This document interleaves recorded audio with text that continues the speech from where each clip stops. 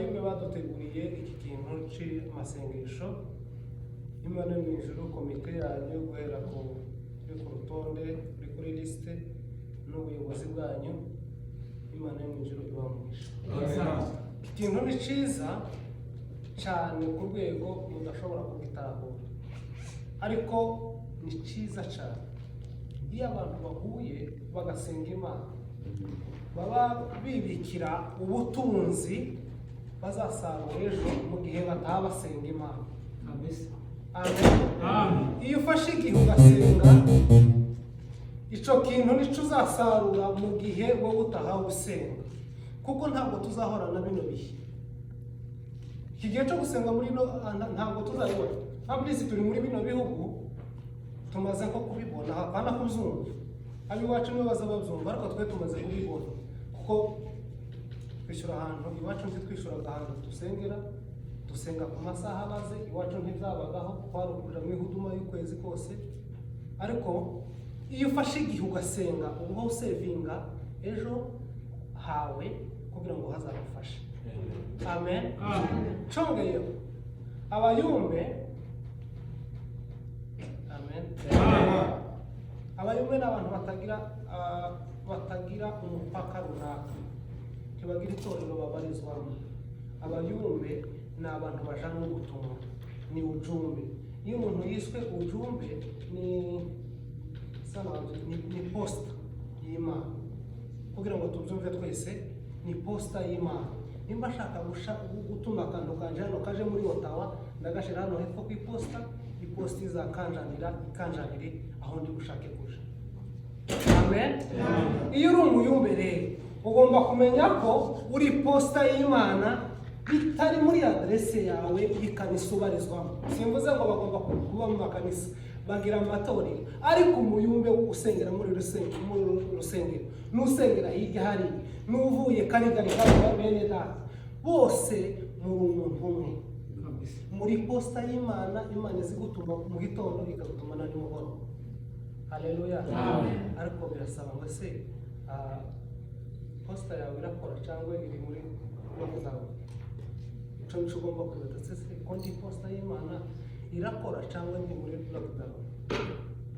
Reka dusome ijambo ry'Imana, turaganira iminota itari myinshi cyane, ariko naje ndaza gusigaza mu minota mikeya kugira ngo tuze gutambira Imana. Turaganira amagambo atari Petero wa mbere 2:12. Petero wa mbere 2:12. Mugire ingeso nziza hagati y'abapagani, kugira ngo nubwo babasebya nk'abakora nabi, nibabona imirimo yanyu myiza izabatera guhimbaza Imana kuri wa munsi wo kugendererwaho. Amen. Reka tuganire iminota itari myinshi cyane, kuko bavuze ko hari urimo ubutumwa. Hanyuma igiterane cyangwa se amasengesho y'abayumbe asengwamo cyane, akaririmbwamo cyane. Amen. Tubane twese agira ngo tuganire twese turebana. Iyo umuntu akureba bigaragaza ko yumva ibyo uvuga, iyo atakureba rero bigaragaza nkaho atumva, kandi habe nubwo ubundi amasoni yazayumva ngira ngo sane ko bimeze. Buriya amatwi azayumva, ariko ikizacungwa n'amazi. Iyo umuntu akureba uhita ubona ko yumva ibyo uri kuvuga. Rero tubana niyegereje ababyeyi bacu n'ab'ingirakamaro kubana natwe, Imana n'ijuru ibamugisha. Iyo dusenga turi urubyiruko tutarimo abantu bakuru, abandi bo badutuje n'ababyeyi bacu mu ngira zibiri, badutoje agakiza, hanyuma rero baratujyanira ku mubiri. Iyo umuntu agurusha experience muri ibyo bintu byombi agomba kuba, kandi ni gake cyane biboneka kugira ngo ababyeyi nk'aba baze gusenga. Amplisi no mu ijoro turi no mu gihe gikonje cyane, ariko kuba Imana izibashoboza bakaza gusenga, Imana mu ijoro ibamugisha. Congeyeho niyegereje urubyiruko rwacu. Urubyiruko ni abantu beza, kuko mu rubyiruko niho hantu habiri uzuba muzima cyangwa ugapfa burundu. Iyo uri mu gihe cy'urubyiruko uraba muzima cyangwa ugapfa. Ariko kuba bafashe umwanya wo kuza gusenga Imana, Imana yo mu ijuru ibamugisha. Amen. Kandi nta cyiza kibaho ko kwitoza ikintu cyose ukiri muto. Siko birumvikanye? Ikintu cyose no mu buzima busanzwe, iyo wize ukuze ukaja ku ishuri ufite imyaka 50 tuzi ubifata. Ariko nta kintu cyiza nko kwitoza ukiri muto. Iyo ugiye kwitoza ikintu ukitoza ukiri mutoya, kiza kikorohera kukimenya vuba, kandi iyo ukimenya bya nyabyo. Rero muza mwitoza kubyina Imana ni byiza cyane. Amen. Tugiye kuganira hejuru y'ingeso. Niko twasomye mu gitabo. Havuze ngo mugire ingeso nziza hagati y'abapagani, kugira ngo arovege hari intego ituma tugira ingeso. Nibabona imirimo yanyu myiza, turavuga hejuru y'amagambo abiri. Turavuga ingeso tubihuze n'imirimo. Turebe ikintu ingeso zimaze, turebe n'ikintu imirimo ishobora kumara. Hanyuma tugihuze n'urubyiruko, tugihuze n'abayumbe bo kuri uyu musozi. Apana tutavugana n'abahigi bo kuri uyu musozi. Kandi iyo tuvuga ntugakurura ijambo ngo babwiye naka, babwiye njyewe. Amen. Turi kumwe? Ingeso lazima nichobare. Haleluya. Ingeso zawe niyo shusho yawe. Ingeso z'umuntu niyo shusho yiwe. Kuri umuntu ntaba kihabi gikarati y'inzobe cyangwa umuzungu cyangwa umwirabura, haba ingeso. Iyo bavuga ngo uyu muntu ni mwiza, Pastor Mugisha ni mwiza, tuba tuvuze uko Mugisha aremye. Tuba tuvuze ingeso za Mugisha uko zikoze. Ingeso z'umuntu nizo ziguheza isura yawe. Amen. Uzuba mwiza tukavuga ngo ni mwiza, yaremwe neza, ariko yagira ingeso mbi ntawe uzi kuvugisha, kubera ko zijya ngeso zawe zazicija sura yawe, titubona ya sura tukabona bwa bubi bwaza ngisugira. Amen. Iyo ufite ingeso nziza, habe n'ubwo wagira isura mbi, iyi twebwe twita ngo nimbi. Umuntu wese akumana nta Mana, Imana yaremye nta muntu mubi, Imana yagezereye. Umuntu wese ni mwiza. Iyi sura twita ngo ni isura mbi, iyo afite ingeso nziza, bazavuga ngo muri uyu muhanda wose ngo nta wundi muntu mwiza ubaho usibye nawe. Lazima bichobare. Haleluya. Ingeso zawe zigira impact zibiri ku muntu. Ingeso zawe, ijambo rya mbere, zinjira mu maraso yawe. Cyo kibi cy'ingeso cyangwa se cyiza cy'ingeso zinjira mu maraso yawe. Waje kubyara umwana, ukabyara umwana ufite za ngeso zawe. Ukuntu zinjira mu maraso kandi atari heredite. Ni ukuvuga ngo ingeso zawe ziba heredite. Bazavuga ngo ndakaza kimase ibara. Niko bazavuga. Hanyuma nyina kabara. Ingeso zawe nizo zihita zinjira mu rubyaro rwawe, wewe wenyine wabigize n'uruhare. Iyo ufite ingeso nziza, turaza kureba ingeso igitabo cyatubwiye. Haleluya. Se nihuse cyane. Ingeso ziguhizi, ijambo rigira kabiri, ingeso zikwinjirira mu maraso. Iyo uje kubyara ukabyara za ngeso zawe. Amen. Petero yaravuze ngo mugire ingeso nziza hagati y'abapagani. Haleluya. Amen. Haleluya. Amen. Mugire ingeso nziza hagati y'abapagani. Ubundi umupagani ntabwirizwa, arerekwa. Ko turumvikana? Umupagani ntukaje kumubwiriza, uzamwiyereke, uzamwereke ingeso nziza, uramwereka. Umupagani ntazabwirizwa, azayereka. Iyo wamweretse niho biza bimukururira kuza kuganira nawe. Ariko iyo ufite ingeso nziza mbi, hanyuma iwe karakubonaho ingeso mbi, no kuza kuganira nawe ntaza guha umwanya, kubera ko abona ibyo ukora nta mwanya yo kubonera. Ariko umupagani uzumwereka ingeso nziza kugira ngo za ngeso nziza zawe nizo zimukurura zigashaka ikiganiro.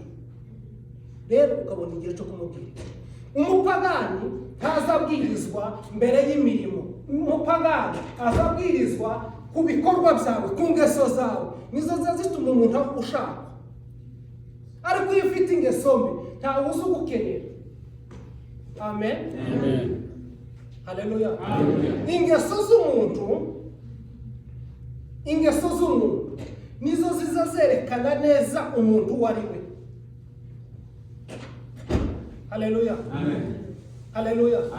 Ingeso z'umuntu zizazigufata uko twihisha wewe, zikakugaragaza wewe nyawe kubera ingeso zawe nziza cyangwa mbi. Ijambo ry'Imana ryatubwiye ngo mugire ingeso nziza hagati y'abapagani. Umuyumbe ikintu cya mbere agomba kurangwa n'ingeso nziza. Ese ingeso nziza Bibiliya itubwira ni izihe? Bivuga ngo tubane n'abantu bose amahoro. Tiwobana n'abantu bose amahoro ugira ingeso mbi. Ntibishoboka.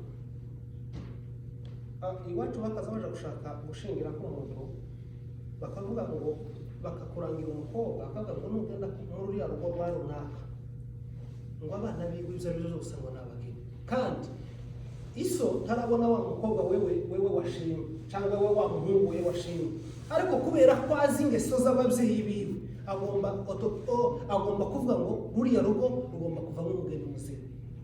Ni ukuvuga ngo ingeso zawe ziranga imiterere yayo. Biva mu maraso bikagera mu bwoko, byava mu bwoko bikagera mu gihugu. Niyo mpamvu uvuga ngo abantu urubaho runaka bagira uburakari cyangwa abandi bakagira ni ingeso zizazibyara. Amen. Ingeso niryo zina ryawe. Iyo tuje kukuranga neza bazavuga ngo se ngo ninde wakubwiriza ngo na kujya muri igihotere ubaye igihotere kandi ufite izina ryawe. No kuvuga ngo izina ryawe iza ngeso zawe. Rero iyo ufata igihe ukagaragaza ingeso mbi, ubuyumbe bwawe ububwishe kugira ngo ube umuyumbe mwiza. Ijambo rya mbere ryo kuvuga ngo uje gusenga ubusire hano ukora ikindi kintu cyose, utanga amafaranga, ukora ibiterane, banza ugira ingeso nziza. Amen. Ingeso nziza nizo zizagaragaza neza wewe kuri umuyumbe nyawe, kuri umukristo nyakuri, kusengera ahantu n'abakureba bakakubona mw'Imana. Haleluya. Ingeso zacu uziko ingeso zawe ziziguheza marshe yo kugenda. Ingeso zawe zizire mu rurimi rwawe ukavuga ikinyamurenge, ariko twe tukumva ufite ikinyamurenge kizima, abandi tukumva ufite ikinyamurenge gifuye kubera ingeso zawe. Umuntu ugira ingeso nziza azamenya no kuvuga. Ingeso nziza zizire mu rurimi mu kanwa, ariko umuntu w'ingeso mbi agira n'ururimi rubi, avuga nabi. Ururimi tuvuga ni imivugire yiwe, avuga nabi kubera ingeso. Ingeso niko rugingo ruba mu muntu indani, kandi nico kintu kiba mu muntu indani, ariko nico kintu kiza kigaragaza cyane ku mubiri kurusha ibindi bintu byose. Kubera ko ingeso izigaragaza wowe utekereza, wowe w'indani tutareba gute, bikakuduha mu isura yawe gute, hanyuma tukabikora n'isura yawe ufite ukaba wowe. Amen. Amen. Ijambo ryavuze ngo mugire ingeso nziza hagati y'abapagani nibabona imirimo yayo. Haleluya. Haleluya. Umupagani nta kindi navuze ngo umupagani ntazabwirizwa, uzamwereka. Iyo kureba neza, impamvu abantu benshi tukababwiriza hano hanze nuko bumva icyo tuvuga cyangwa uko duteye, akabona nta wewe wamubwira iki. Uramubwiriza Yesu kandi wowe witwara nabi, yakureba akabona no kuguha umwanya ntakumva. Niba abona imirimo yanyu myiza, ni ukuvuga ngo ingeso zirahura neza, zinjiranamo neza n'imirimo. Umurimo ni ikintu gitoya, ariko n'umurimo niwo uzi guheza kandi izina. Iyo umuntu ari umuganga aza akavuga ku izina ryiwe bakamwita dogiteri, yaje ahamagaye dogiteri, cyangwa pasiteri, akaba pasiteri w'umuhana, akaba pasiteri w'igihugu, akaba pasiteri. Iyo ukora wa murimo neza bihwanye n'izina ryawe, iyo ufiringa mu izina ryawe neza, nimba uri pasiteri w'umwuga nyawe, apana kuvuga ngo witwa izina ridahuye n'imirimo yawe. Ni ukuvuga ngo iyo imirimo yawe ihuye na rya zina ryawe, uba wewe nyawe w'ukuri. Umurimo ni ikintu nacyo kiguheza izina. Umurimo uzi uguheza izina. Haleluya. Umurimo ukaguheza kurama, umurimo ukaguheza icyubahiro cyangwa gusuzugura. Icyo niko kamaro k'umurimo, kuko iyo ukoze cyane urubaho. Kuba intwari ni ugukora ibyananiye abandi, ariko si ugukora iby'ini wiremeye. Nimba abandi bagiye ku rugamba, wowe ukagenda ugatabaruka kandi ukaba intwari, ukaba inkwakuzi, ukaja imbere mu bikorwa by'Imana, ukaba mu bintu, ukaja imbere, ugahora imbere, wowe ukazigaragara uri shuja, uzuba intwari. Amen. Umurimo rero, umurimo uzi ugufata ukagukura iwanyu, ukagukura muri bene wanyu, ukagukura mu gihugu cyanyu, ukagushira ku gasongero. Haleluya. Imirimo yacu dukora, ibyo mubona dukora nibyo bizaduhesha izina ryacu rya nyaryo. Tukabwira umuntu ngo se umukristo urakishije uzareba imirimo y'ibakora, ibyo birikora, ibyo ni ibintu byikora byonyine, kuko umurimo nicyo kintu umuntu udafite ibikorwa. Anyway, tugaruke mu buzima busanzwe. Umuntu udakora, Bibiliya ivuga ngo udakora ntakare.